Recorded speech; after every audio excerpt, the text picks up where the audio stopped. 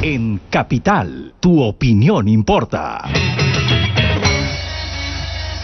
Seguimos con Laura Borlini.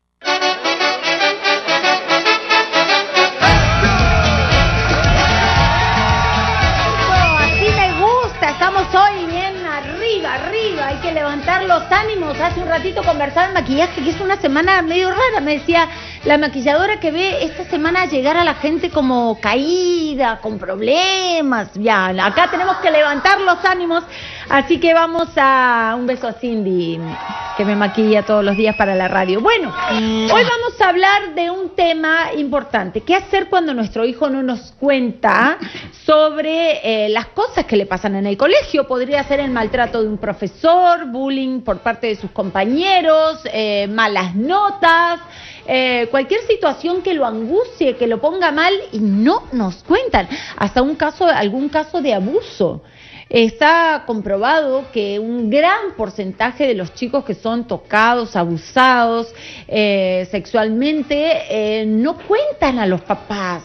Entonces tal vez se abren y lo cuentan cuando ya son adultos, cuando ya tienen 40, 30 años, pero no en el momento en que sucede. ¿Por qué sucede esto? Bueno, vamos a conversar con la doctora Lorena Pastor, psicóloga que está con nosotros. ¿Cómo estás, Lorena? Muy bien, por venir.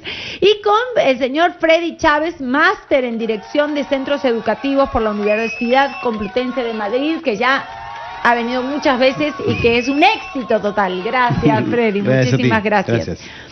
De verdad que a los papás nos preocupa que nuestros hijos estén pasando por alguna situación dolorosa, angustiante y no nos cuenten. Entonces, comencemos por el final. ¿Por qué no nos cuentan? ¿Por qué no tienen esa apertura cuando muchas veces los papás le decimos, hijito, cualquier cosa que te pase, tú tienes que contarme, soy tu mejor amiga, tu mejor amigo, pero no nos cuentan? ¿Por qué, Lorena? Bueno, hay varias razones, ¿no? Una de las principales es porque también no tienen el modelo en casa.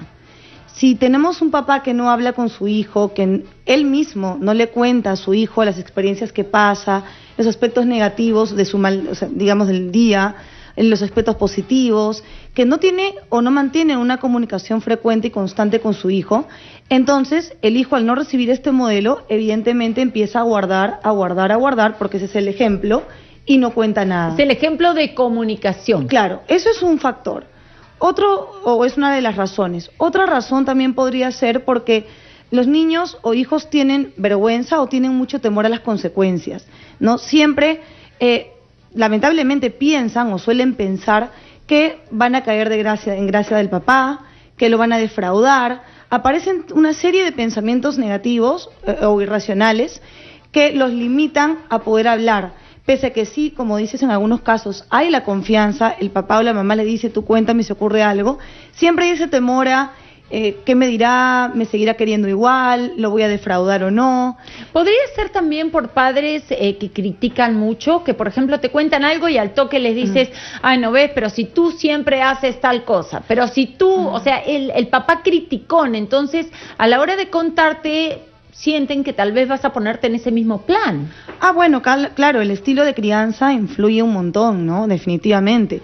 Si tengo papás muy rígidos y además que suelen poner calificativos, el niño prefiere no decir nada a ser criticado, ¿no? Prefiere evitarse la crítica, y otros también prefieren o tratan de resolver sus problemas solos.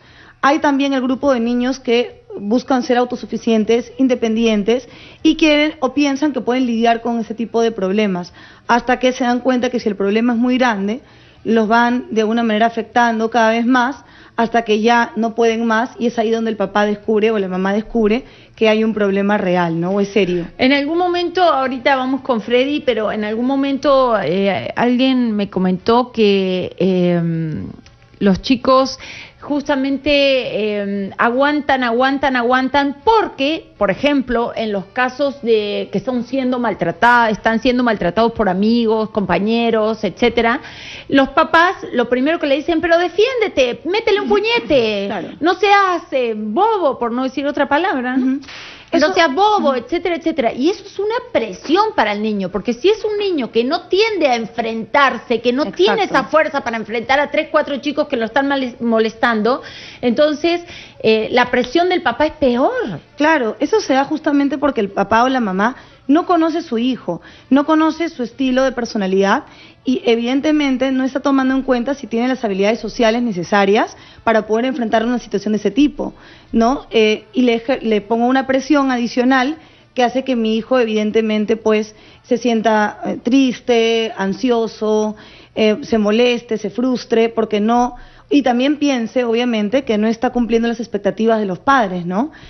Si mi hijo es tímido, es introvertido o no tiene un nivel de habilidades sociales muy desarrollada, yo no puedo exigirle que vaya y enfrente directamente a un grupo, sino más bien yo tengo que ayudarlo, tengo que comentarle un poco acerca de la situación, sobre cómo podría ser, pero tengo que brindarle las herramientas, ¿no? Y si veo que mi hijo efectivamente no las tiene, tengo que darle la ayuda psicológica de poder entrenarlo en este tipo de habilidades sociales, ¿no? Freddy, tú que siempre has trabajado en el tema de colegios, digo, el colegio también tiene una gran responsabilidad en detectar los problemas por los que están pasando los chicos, ¿no? Porque no es solamente que el niño le cuente a papá y mamá, muchas veces desde el colegio, el observar, el que haya psicólogos que se den cuenta, un profesor hábil para darse cuenta de si un niño está angustiado o no, poder conversar con él, porque no todo es matemática, ciencia y toda la cosa, ¿no? Mira, vamos a hacer publicidad al nombre de tu programa, porque la clave es la confianza. Es decir, tenemos que aprender a desarrollar la confianza de nuestros hijos en nosotros, y de los hijos y de los estudiantes en sus maestros.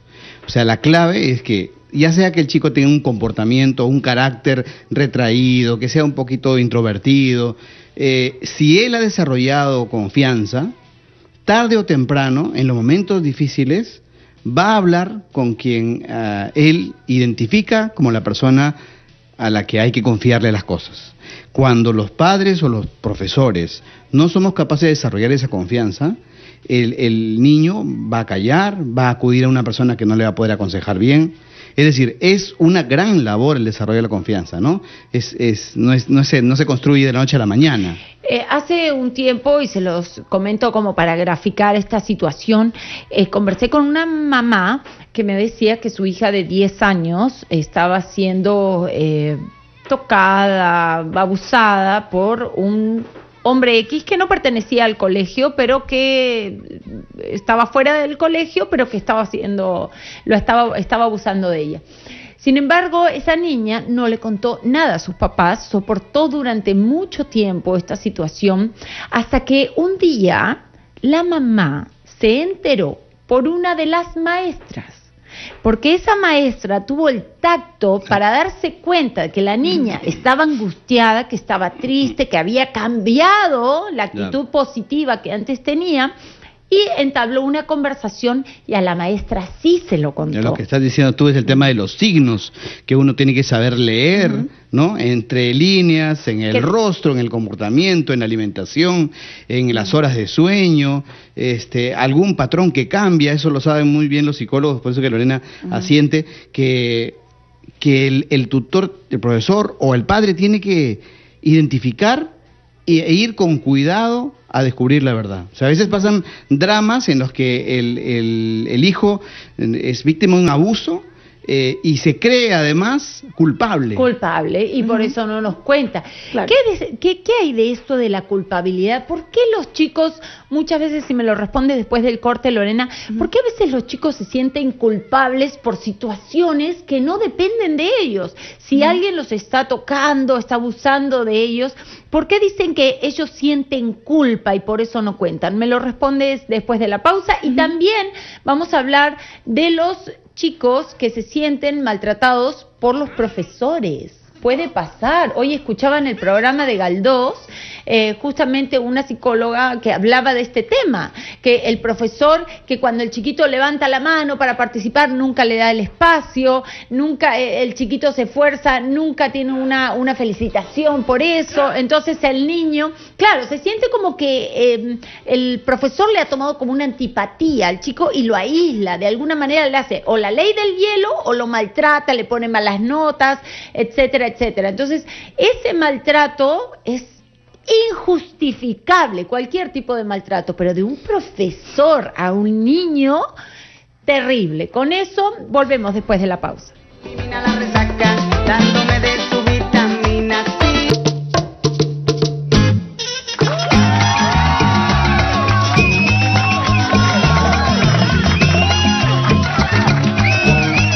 Muy bien, aquí estamos, seguimos en confianza y estamos hablando de un tema importantísimo. Como papás tenemos que saber detectar cuando nuestros hijos no están bien. Muchas veces pueden estar siendo abusados, maltratados, le pueden estar haciendo bullying y tal vez nosotros no sabemos leer las señales. Y nuestros hijos muchas veces no nos cuentan. Estamos con la doctora Lorena Pastor, psicóloga, psicoterapeuta de Psicotrec, y con Freddy Chávez, educador, director regional de Innova Schools. Y nos habíamos quedado en el tema de por qué los chicos sienten culpa. Muchas veces escucho eso, que a veces ante un abuso no nos cuentan porque sienten culpa. ¿Por qué se sienten culpables si no depende de ellos? Es que ellos piensan que depende de ellos, la culpa viene justamente porque ellos piensan que pudieron haber hecho algo para evitarlo, que debieron pedir ayuda, que debieron solucionarlo o hablar en el momento, ¿no? Hay muchos niños que hablan ya en la adolescencia, inclusive cuando el abuso fue en la niñez, ¿no? Siempre piensan que hay algo que ellos pudieron hacer y no lo hicieron.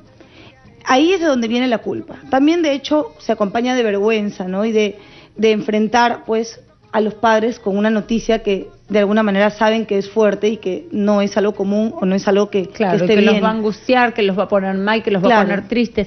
Pero bueno, si hay algún chico, un niño, adolescente que nos está escuchando y que nos está pasando por eso, hay que recalcar que no es culpa de ellos. Definitivamente porque muchas veces el miedo, el roche, la vergüenza te paraliza. Entonces no saliste corriendo porque te paralizó esa cosa tan rara que te estaba sucediendo y que no supiste manejar porque no iba de acuerdo a tu edad, no tienes la preparación y la madurez para entenderlo, ¿no? A ellos les cuesta entender que hay una persona adulta que es quien manipula, que además es obviamente una persona que es trastornada, pero que es muy manipuladora y que tiene mucha habilidad para manejar niños o para manejar este tipo de situaciones.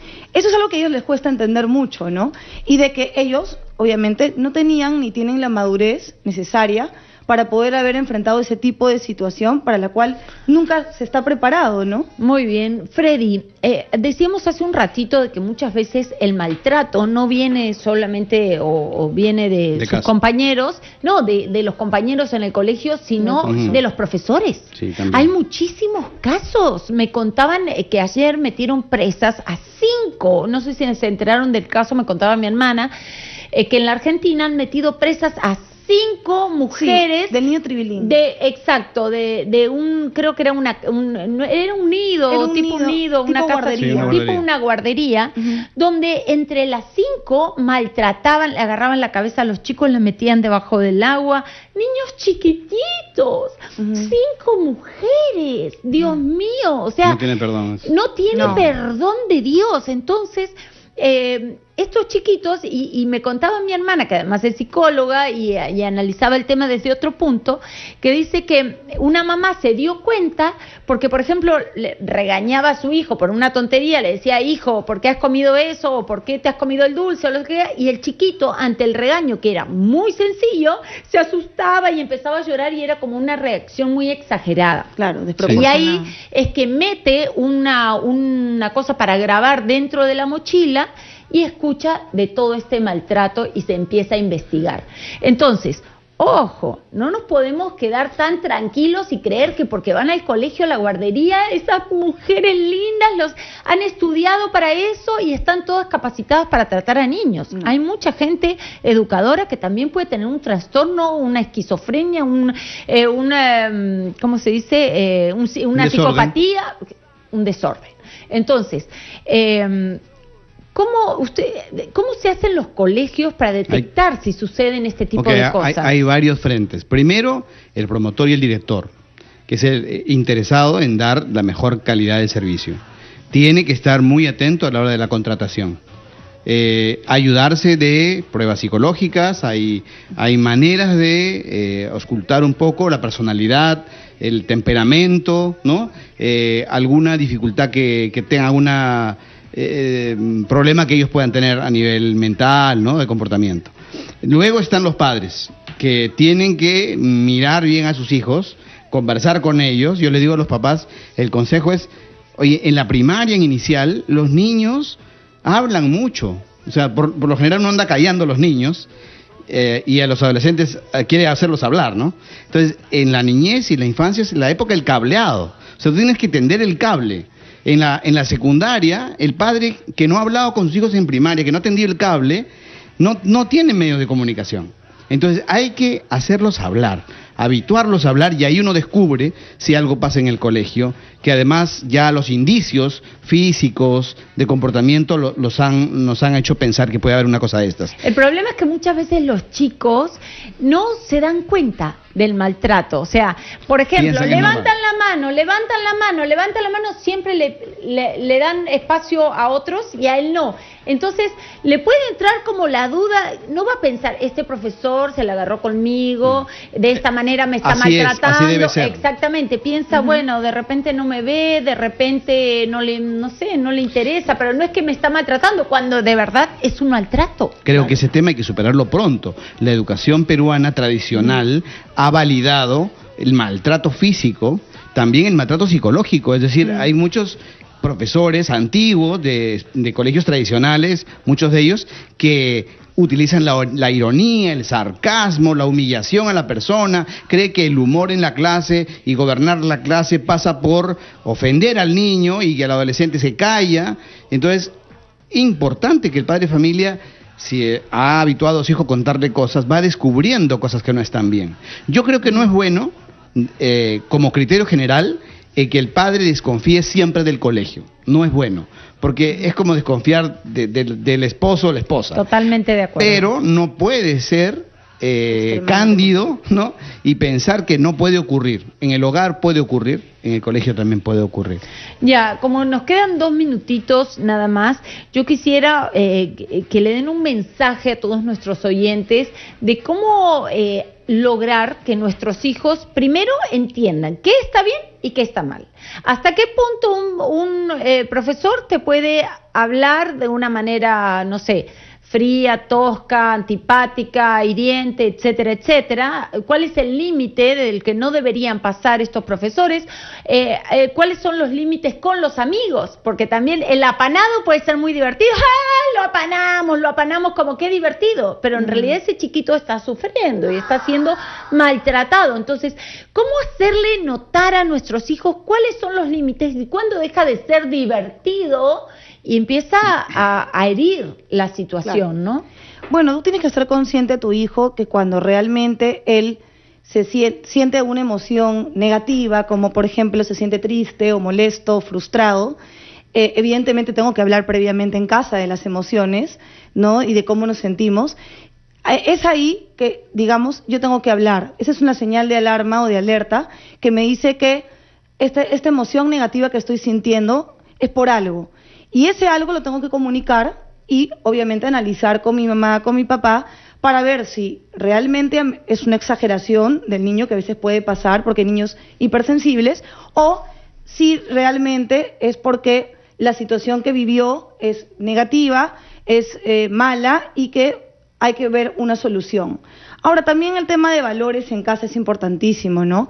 También ahí es donde nosotros como padres marcamos los límites de hasta dónde alguien puede, digamos, entrar o hasta dónde no, ¿no? Que ya es considerado una exageración, que ya es considerado una mentira, que es considerado ya un maltrato.